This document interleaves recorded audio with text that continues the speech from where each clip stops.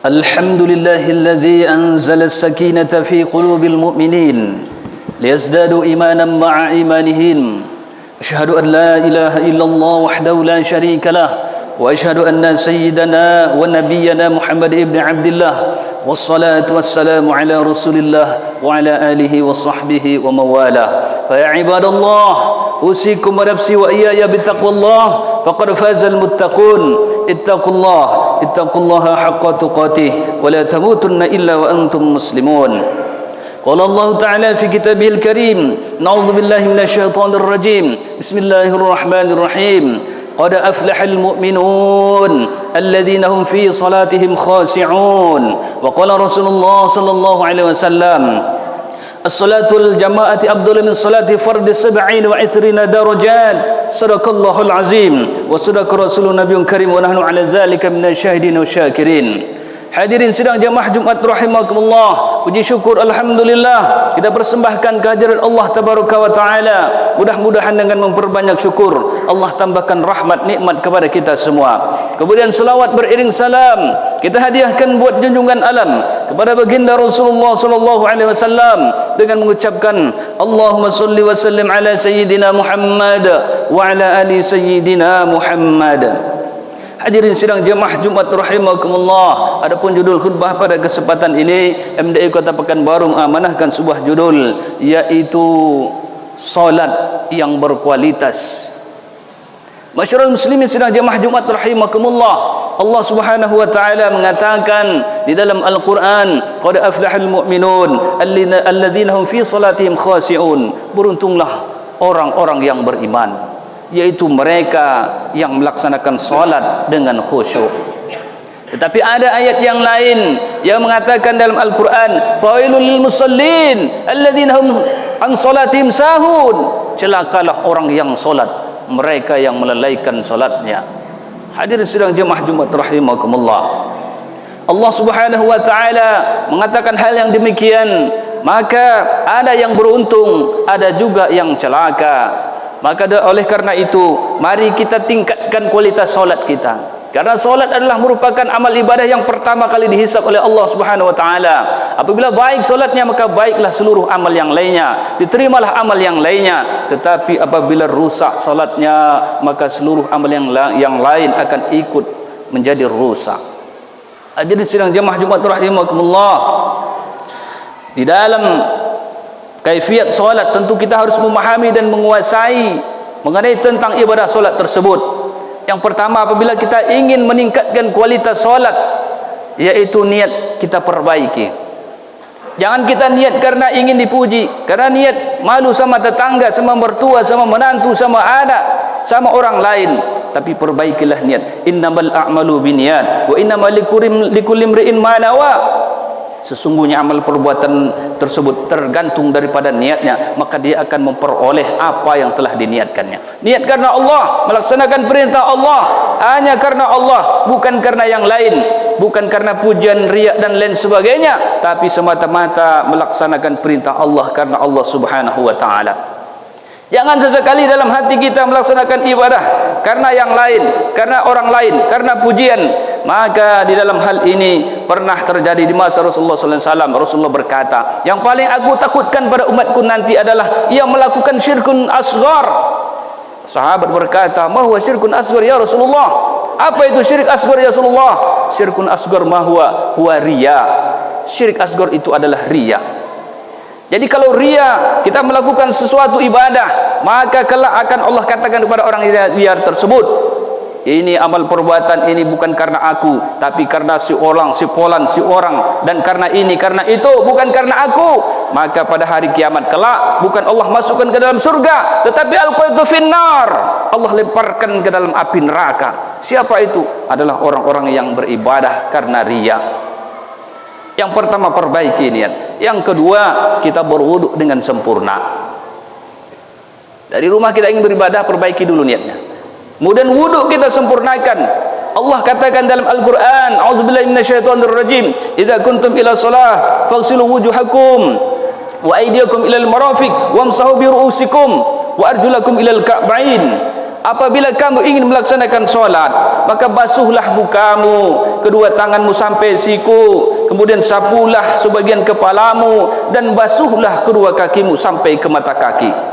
Ini yang wajibnya, ditambah lagi dengan sunnah-sunnahnya yang diajarkan oleh Rasulullah SAW, supaya lebih mulia, lebih mantap lagi ibadah kita. Jangan sampai ibadah wudhu kita tidak sempurna, karena ini sangat menentukan. Kunci daripada solat adalah wudhu. Apabila wudhunya sempurna, maka ibadah solatnya sempurna, insya Allah akan semuanya sempurna. Tetapi sebaliknya, jika wudhunya tidak sempurna, tidak tertib, melakukan kesalahan, tidak berurutan, wudhunya tidak sah, maka sekhusyuk apapun solat kita, maka tidak akan ada nilainya. Maka yang pertama kali kita perbaiki wudhunya. Jangan sampai wudhu itu tidak sah, bahkan tidak sempurna. Membasuh tidak sempurna, tidak sampai mata kaki, hanya sekedar siram saja, hanya semata-mata hanya menunaikan wudhu saja, tetapi tidak menyempurnakan wudhu. Maka kita perbaikilah wudhu agar kita ibadah solatnya diterima oleh Allah Subhanahu Wa Taala. Kemudian yang ketiga, yaitu adalah berpakaian menutup aurat. Jangan sampai aurat kita terbuka, bagi laki-laki maupun perempuan. Maka ini sangat menentukan. Apabila solat kita membuka aurat, maka ini bisa membatalkan solat kita. Percuma kita solat. Rukuk kita nampak bagian belakang punggung kita, termasuk bagian aurat kita. Kenapa? Bajunya pendek. Sekhusyuk apapun solat kita, maka tidak ada nilainya, tidak sah solatnya. Kenapa? Terbuka aurat kita. Begitu juga dengan perempuan. Pakaian menutupi, bersih, terhindar dari najis, tempat bersih, terhindar dari kotoran dan najis. Maka hal yang demikian baru kita laksanakan solat tersebut. Diawali dengan takbiratul ihram. Solat berjamaah itu amat mulia. Rasulullah katakan as-salatul jama'ati afdalu min salati fardhi 70 wa 20 darajat. Solat berjamaah itu lebih baik daripada solat sendirian, dengan berkelipatan 27 derajat. Orang yang dari wudhu di rumah datang ke masjid, melangkahkan kaki, kemudian laksanakan solat sunnah dan solat berjamaah, maka ini layak mendapatkan 27 derajat. Tapi sebaliknya, orang yang datang ke masjid, waktunya sudah masbuk, wudhunya baru datang ke masjid, tidak dari rumah, dah tertinggal, maka ini tidak bisa dikatakan 27 derajat. Tapi ada hadis yang mengatakan 25 derajat. Maka kita ambil yang paling mulia, yaitu 27 derajat, yaitu dari rumah berwudu, kemudian sampai ke masjid, kemudian melaksanakan solat, tidak tertinggal, tidak masbuk, dan seterusnya. Masyarul muslimin sidang jamaah Jumat rahimakumullah. Karena solat berjamaah ini menentukan kualitas kita dalam beribadah solat. Jadi kalau kita solat di rumah, maka ini kualitasnya amat rendah, 1 kali lipat kebaikan amal solat. Maka kalau kita ingin meningkatkan kualitas solat, salah satunya adalah berjamaah ke masjid, beramai-ramai. Maka insya Allah dengan berjamaah, Allah Subhanahu Wa Taala terima solat kita, dikarenakan keutamaan berjamaah. Walaupun berjamaah ini sebagian ulama mengatakan sunnah muakkadah, tapi sebagian ulama mengatakan, ada yang menyebutkan bahwa ini sangat ditekankan sekali, sehingga Rasulullah katakan, andai kata ada jamaah masjid yang tak datang solat, maka akan aku bakar rumahnya. Begitu kata Rasulullah SAW. Rumah dekat masjid, tapi dia tak mau solat, azan berkumandang, dia senang santai-santai saja, akan aku bakar rumahnya. Begitu Rasulullah SAW betapa untuk menekankan agar solat berjamaah. Masyarul muslimin sidang jamaah Jumat rahimakumullah. Kemudian setelah itu wudhu sempurna, kemudian solat takbiratul ihram, maka solat harus dibarengi ilmu pengetahuan. Rukun syaratnya tahu, ada rukun qalbi, ada rukun fi'li, ada rukun zikri. Qalbi niat dengan hati, kemudian fi'li perbuatan, ruku' i'tidal, duduk di antara dua sujud, duduk tasyahud akhir, salam ke kanan.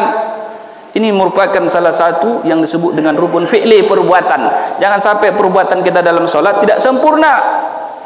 Kemudian yang ketiga, rukun zikri, yaitu bacaan-bacaan, doa-doa. Di antaranya rukun Al-Fatihah. Jangan sampai kita tidak membaca dengan ucapan lisan, karena Al-Fatihah ini merupakan rukun. Sekurang-kurangnya telinga kita mendengar bisikan-bisikan bacaan Al-Fatihah itu. Jangan sampai mulut tidak bergerak, lidah tidak bergerak, bibir tidak bergerak, sehingga yang gerak hanya hati, maka ini sungguh dia telah meninggalkan rukun zikri, yaitu ucapan lisan, bacaan-bacaan. Bahkan ada sebagian ulama mengatakan, apabila solat tidak membaca dengan ucapan lisan dan dia sementara mampu, tidak sah solatnya.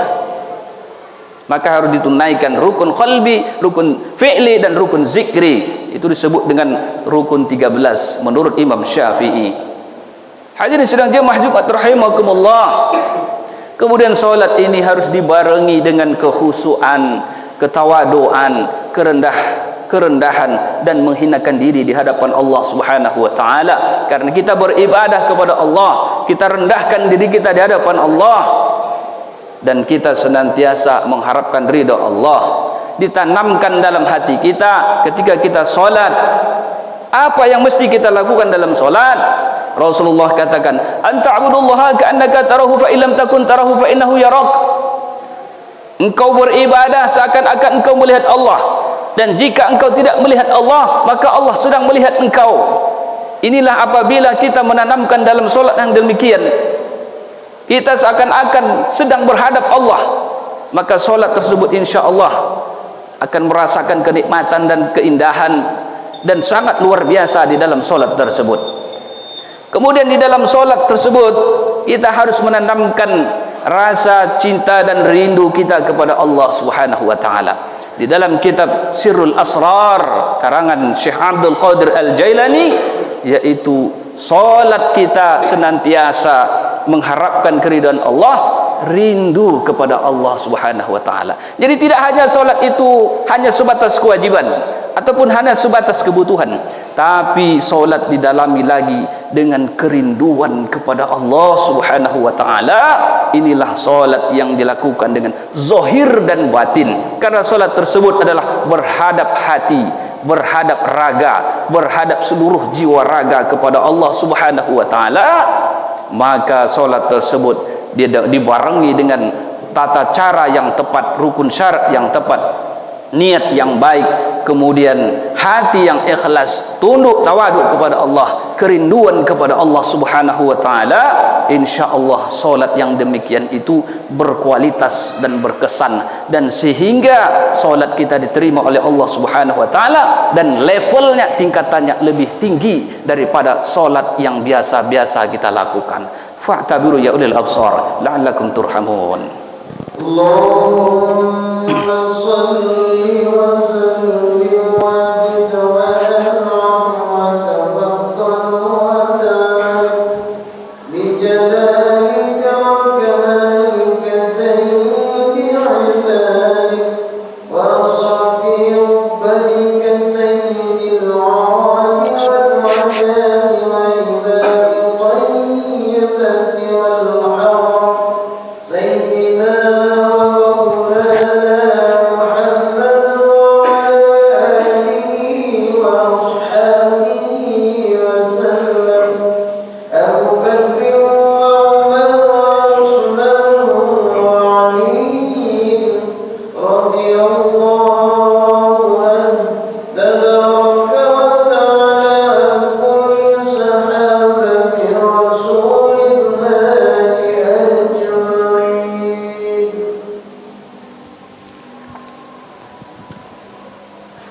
Alhamdulillah Rabbil Alamin, wal aqibatu lil muttaqin, wassalatu wassalamu ala asrafil anbiya wal mursalin wa ala alihi wa sahbihi rasulillahi ajma'in. Wa ya ibadallah ittaqullaha haqqa tuqatih wa la tamutunna illa wa antum muslimun. Qala Allah Ta'ala fi kitabil karim, a'udzu billahi minasy syaithanir rajim. Bismillahirrahmanirrahim. Ya ayyuhalladzina amanu taqullaha wal tanzur nafsum ma qaddamat lighad wattaqullaha innallaha khabirum bima ta'malun. Innallaha wa malaikatahu yusalluna 'alan nabi ya ayyuhalladzina amanu sallu 'alaihi wa sallimu taslima. Allahumma salli 'ala sayyidina Muhammad wa 'ala ali sayyidina Muhammad kama sallaita 'ala sayyidina Ibrahim wa 'ala ali sayyidina Ibrahim wa barik 'ala sayyidina Muhammad wa 'ala ali sayyidina Muhammad kama barakta 'ala sayyidina Ibrahim wa 'ala ali sayyidina Ibrahim fil 'alamin innaka Hamidum Majid. Allahumma ighfir lil muslimina wal muslimat wal mu'minina wal mu'minat al ahya'i minhum wal amwat bi rahmatika ya arhamar rahimin. اللهم أرنا الحق حقا وارزقنا اتباعه وأرنا الباطل باطلا وارزقنا اجتنابه اللهم إنا نسألك الهدى والتقى والعفاف والغنى ربنا آتنا في الدنيا حسنة وفي الآخرة حسنة وقنا عذاب النار والحمد لله رب العالمين عباد الله إن الله يأمر بالعدل والإحسان وإيتاء ذي القربى وينهى عن الفحشاء والمنكر والبغي يعظكم لعلكم تذكرون ولذكر الله أكبر أقيموا الصلاة